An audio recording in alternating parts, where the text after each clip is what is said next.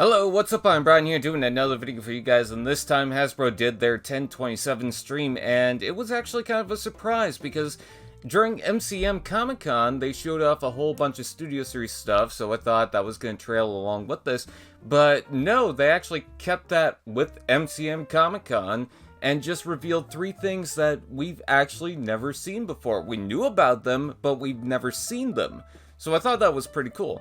Anyways, we're going to take a look at the figures here. We've got one leader class for the main Generations line, that being the Age of the Primes. And then we've got the first 2 figures for the Studio Series 86 Devastator, as well as a look at the gray prototype for the 86 Devastator, and an idea of how they're going to release them.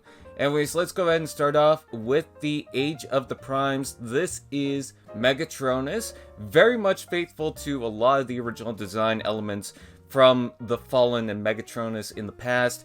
You could definitely see that with the War Within tank style, with the flames all throughout it. You can see the flame effects on the side. You could also plug that onto the front of the tank, and then you could see that on the base turret itself. I also love the different compartments and different weaponry used throughout the tank mode. Like, you can see the cannon on the top, you can see the missile rack on the side, and then the actual barrel and blaster itself. It feels very much inspired by the Siege Megatron design. It is not a remold of the Siege Megatron from what I can tell, that being this is going to be a leader class toy, but a lot of elements feel like it kind of carries throughout Megatron as well as Megatronus.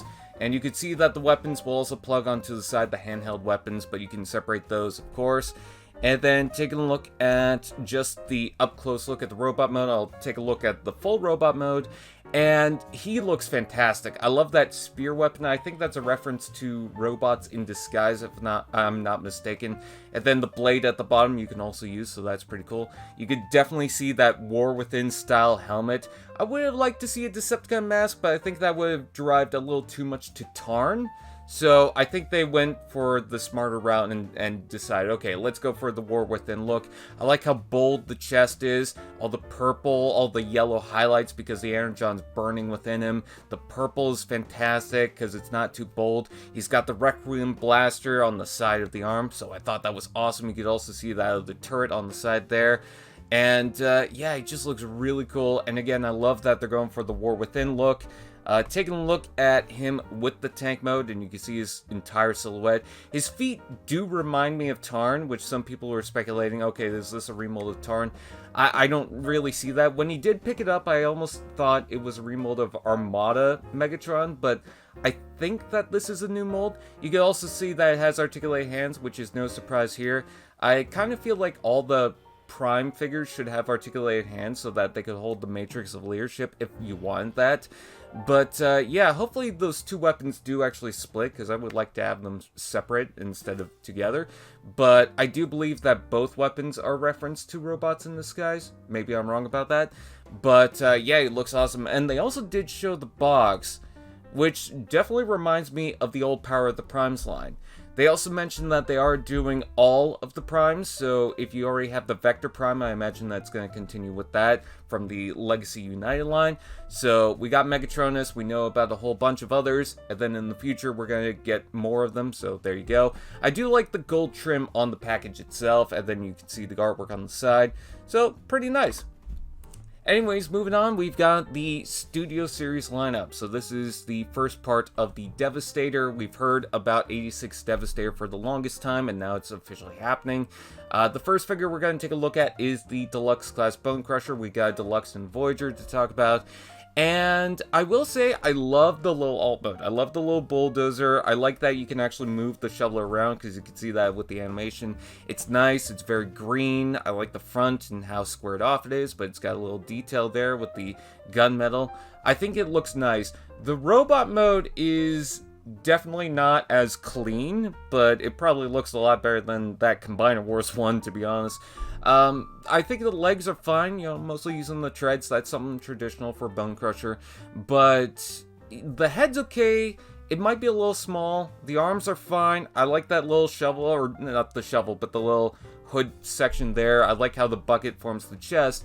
It's just the waist section looks too clunky, too chunky, and with all the hinges, It just doesn't really look right to me. This is something that will transform into the arm. You don't really have to do much for it, so I feel like they could have cleaned it up, but I guess that's just how it is. And this is going to be a deluxe, but they are going to be about the same height for each figure, so I think this is going to be a tall deluxe class toy. He does come with the blaster piece, so, you know, that's fine. And, yeah, I like Bonecrusher, so, you know, I'll definitely get this. And then Scrapper is going to be a Voyager class toy. Again, he's going to be about the same height, but he's engineered to be more sturdy because this is going to transform into one of the legs, so it needs to be that sturdy. But one of the things that they commented on compared to Combiner Wars is that this one has articulated elbows. Thank God for that. But I think Scrapper looks fantastic. He's very clean, especially in the torso. You got all those prints. The head looks nice. I like how the bucket is on the back. You know, the arms are fine. They're hollow underneath, but I don't know. That's not really a deal breaker for me. I'm kind of used to that. I think the legs look nice. He does have foot tilt, which I believe they had to engineer around that because they wanted to get that articulation into the mold. The weapon can split into two different pieces. So if you wanted to hold the larger weapon, you could do that, but he also comes with his own blaster, which I'm probably just going to use for the figure. They also do mention that with the Commander class toy, because it's going to be two figures in one, to bulk out that Commander class toy, we're also getting a bunch of other accessories, so imagine the waist parts are going to be its own thing, because if you look at the complete Devastator, they look like a whole different section that's not embedded into long haul or either of the two legs. You could also see that with the chest and whatnot. But I think that's nice that he does come with the rifle, so you do still have the pieces going throughout some of the other figures. And, yeah, the alt mode looks fantastic, too. You know, I like the appropriate use of green. I like the wheels and how they stick out. I like how big this bucket is.